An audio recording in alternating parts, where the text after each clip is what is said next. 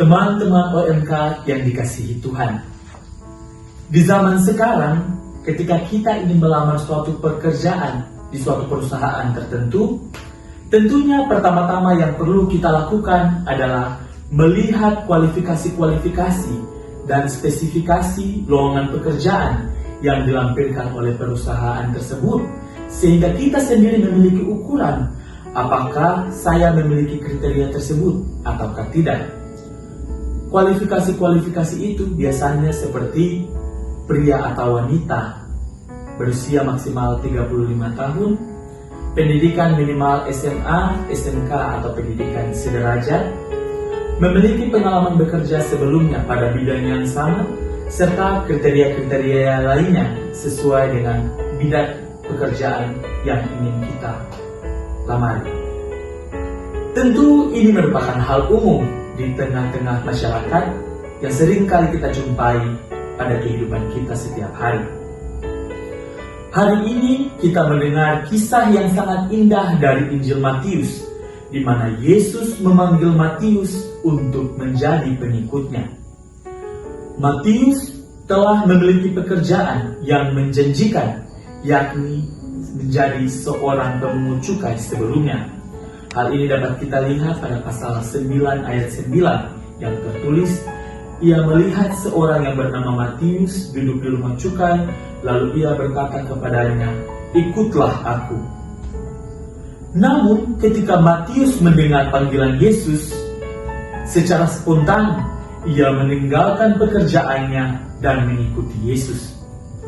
Tak sampai di situ saja, Matius kemudian mengajak Yesus untuk makan di rumahnya. Hal ini dapat kita lihat pada pasal 9 ayat 10 yang tertulis, kemudian ketika Yesus makan di rumah Matius dan seterusnya. Di sini tertulis dengan jelas bahwa Matius mengajak Yesus untuk makan di rumahnya. Terlihat bahwa Matius sangat bersukacita dengan kedatangan Yesus, sekaligus ia merasa gembira dengan keputusannya untuk menjadi pengikut Yesus. Meskipun ia sendiri pastinya belum mengetahui apa yang akan ia peroleh dengan menjadi pengikut Kristus. Teman-teman OMK yang dikasihi Tuhan, dari kisah di atas kita melihat bahwa Yesus tidak memiliki kualifikasi-kualifikasi apapun untuk menjadikan orang sebagai pengikutnya. Ia sendiri bahkan tidak memberitahu dan menjanjikan sesuatu kepada Matius bahwa ia akan mendapatkan imbalan ketika menjadi pengikut Yesus. Yesus sendiri pun mengetahui bahwa pekerjaan Matius adalah pekerjaan yang berdosa. Meskipun demikian, Yesus tetap memilih Matius untuk menjadi pengikutnya. Yesus melihat hati, bukan penampilan luar. Ketika Yesus memanggil Matius, ia tidak memandang status ataupun pekerjaan Matius yang penuh dosa di mata masyarakat. Yesus melihat hati Matius. Bagi Yesus, yang terpenting adalah siapa kita sebenarnya di dalam, bukan apa yang orang lain lihat dari luar. Panggilan Tuhan melampaui kelemahan kita. Matius adalah seorang pemungut cukai, pekerjaan yang dianggap rendah dan penuh dosa oleh masyarakat Yahudi pada masa itu. Namun, Yesus tetap memanggilnya.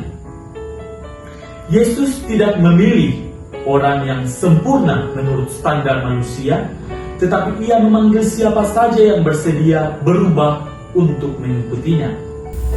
Teman-teman OMK yang dikasihi Tuhan, karena begitu besar kasih Allah kepada kita, maka ia membuka dirinya bagi semua orang yang mau untuk kembali kepadanya.